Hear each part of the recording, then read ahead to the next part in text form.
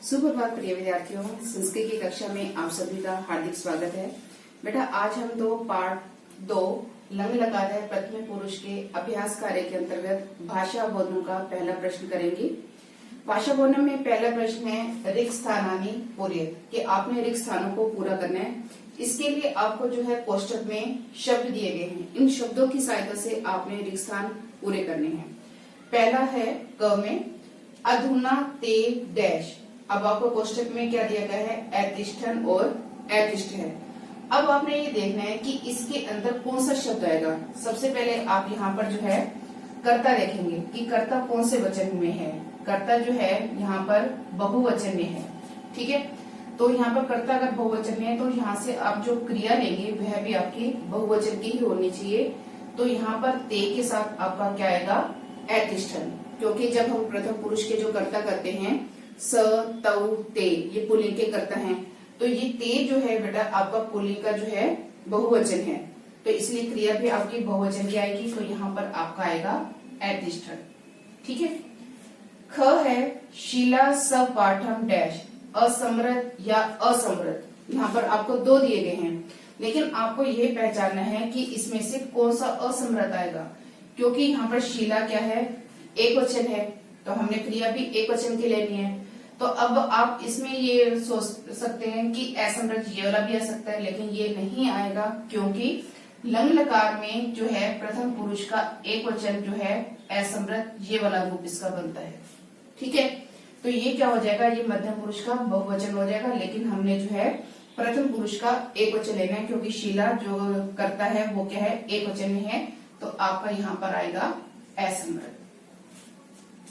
आगे है आपका बालकौ जलम डैश एपिप्ताम या एपिपम।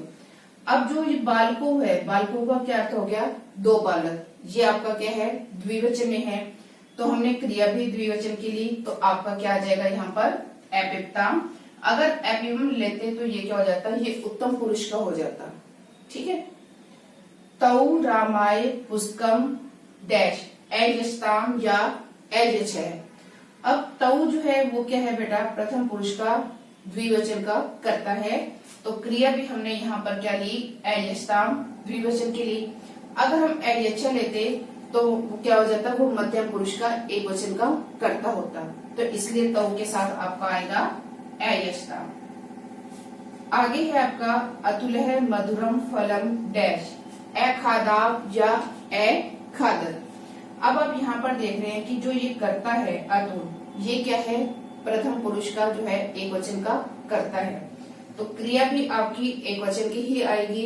तो अतुल्य के साथ आपका क्या जाएगा, ए खादर, ठीक है। ए खादाब कौन सी क्रिया है, ये है बेटा हमारी उत्तम पुरुष की, ठीक है। वचन कौन सा आ जाएगा, वचन आपका आ जाएगा द्विवचन, तो लेकिन हमने यहाँ पर लेना क्या था, एक वचन लेना था, ठीक है बेटा। चलिए अब हम जो है दूसरा प्रश्न करते हैं। दूसरा प्रश्न है बेटा अब आपका निम्नलिखिता नाम क्रियापदा नाम पद परिचय कुरुत, कि आपको जो क्रियापद दिए गए हैं आपने इनका जो है पद परिचय देना है। कैसे, यहाँ पर आपको क्रियापद दिए गए हैं एनमन, एपठन, एवताम, एचलन, ठीक है। अब आपने जो है इनके बारे में बताना है कि इसमें कौन सी धातु है, लकार, पुरुष और वचन, इनका जो है आपने इस तरह से जो है पद परिचय देना है। सबसे पहले है आपका एनमन। एनमन में आप देखेंगे कि कौन सी धातु है, नम धातु है, तो आप यहाँ पर धातु के नीचे लिख देंगे नम। लकार कौन सा है, क्योंकि जो है धातु से पहले जो है क्या लगा हुआ है, अ लगा हुआ है, तो इसका अर्थ क्या हो गया कि यहाँ पर जो है लंग लकार है, तो लकार के नीचे हम लिख देंगे लंग लकार। और पुरुष है, पुरुष के नीचे क्या आ गया आपका प्रथम पुरुष, और वचनम बहुवचन, क्योंकि जब हम इसका रूप चलाते हैं ना बेटा नम धातु का, प्रथम पुरुष में क्या चलता है, अनमत, अनमताम, अनमन, तो यहाँ पर जो है एनमन है आपका, तो यहाँ पर क्या आ गया, नम धातु लंग लकार प्रथम पुरुष बहुवचन, ठीक है। अब आपका दूसरा है अपठन। अपठन में क्या है, अब आप मूल धातु देखेंगे कौन सी आपकी पट है। लकार क्या हो गया आपका लंग लकार, क्योंकि इसमें जो है धातु से पहले क्या लगा हुआ है आपका अ लगा हुआ है, तो यहाँ पर आपका आ गया लंग लकार। पुरुष प्रथम पुरुष, और आपका कौन सा वचन बनेगा, बहुवचन, क्योंकि ये क्या है आपका दिया हुआ है, यहाँ पर अपठन दिया हुआ है। ठीक है। तीसरा है बेटा आपका अवदताम। अब अवदताम में कौन सी धातु है, वद धातु है। वद का अर्थ क्या होता है, बोलना। लकार कौन सा हो गया, लंग लकार हो गया। अब इसमें पुरुष कौन सा है, पुरुष जो है आपका क्या है, प्रथम पुरुष है।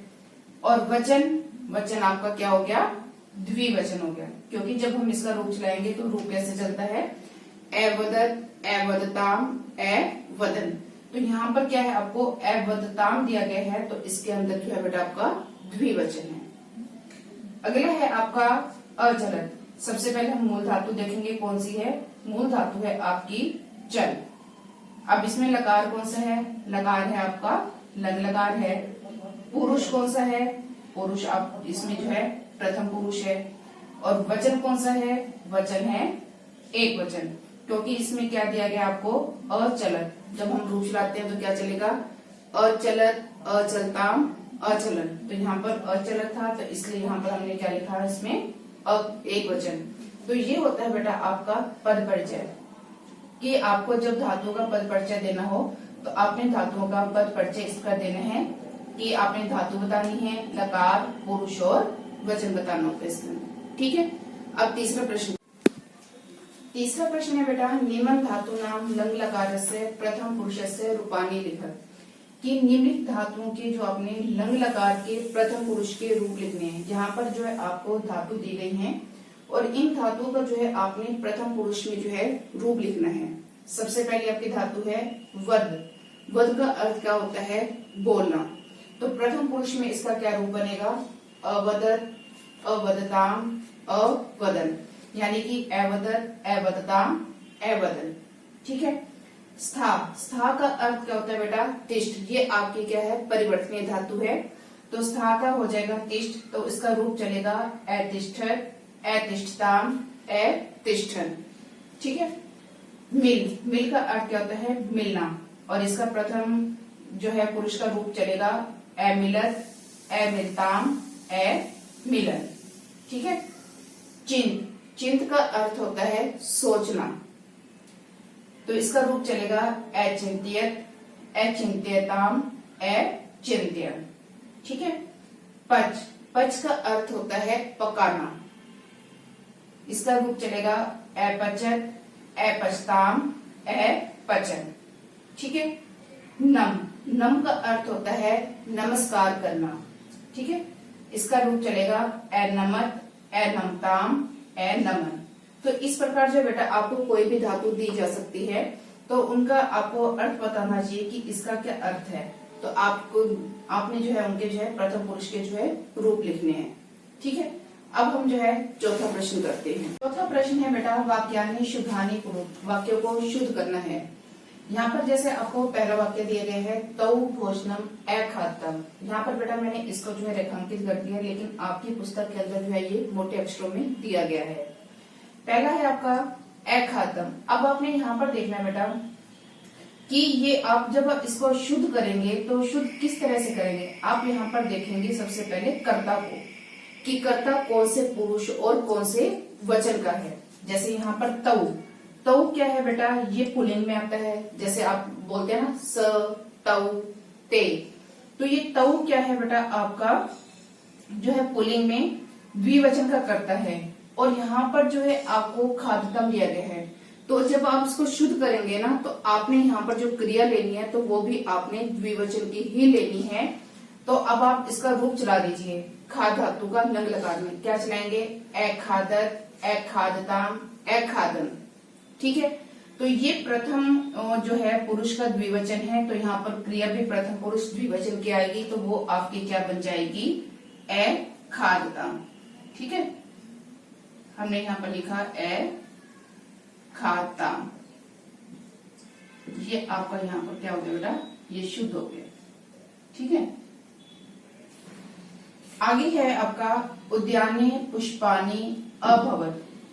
अब आप यहाँ पर देख रहे हैं कि ये जो कर्ता है, कर्ता तो है आपका यानी कि जो उद्यान, उद्यान का अर्थ क्या होता है, बगीचा, यानी कि बगीचे में। तो यहाँ पर ये जो आपको दिया गया है ये तो है आपका किसमें, प्रथम पुरुष का बहुवचन यानी कि बगीचे में फूल, तो फूल क्या है, बहुत सारे हैं, तो ये क्या है, प्रथमा विभक्ति का जैसे बहुवचन है। और जो क्रिया दी गई है, क्रिया दी गई है आपको एक वचन की, ठीक है। जब ये आपका वाक्य जो जा रहा है बहुवचन में, लेकिन क्रिया यहाँ पर जो आपको दे रहे हैं एक वचन की दे रहे हैं, तो इसका अर्थ क्या होगा कि क्रिया भी आपकी क्या है, बहुवचन में ही होनी चाहिए। तो यहाँ पर अभवत की जगह क्या आना चाहिए, आपका अभवन। आपका क्या हो जाएगा, यहाँ पर शुद्ध क्या हो जाएगा, उद्याने पुष्पानी अभवत, ठीक है। तो यहाँ पर क्या हो गया, अभवत की जगह आ जाएगा आपका अभवन, ठीक। तीसरा है तत्र एक है, वृद्ध है, नर है, अवदन, ठीक है। अब जो यहाँ पर क्रिया है, क्रिया क्या है, प्रथम पुरुष बहुवचन की है, और यहाँ पर जो नर है यानी कि आदमी है वो क्या है, एक वचन में है। प्रथम पुरुष का यानी प्रथमा व्यक्ति का क्या है, एक वचन में है, और यहाँ पर क्रिया बहुवचन में है। तो हमने कर्ता के अनुसार ही इसको शुद्ध करना है ना, तो यहाँ पर अवदन की जगह आपका क्या आ जाएगा, अवदन, ठीक है, अवदन।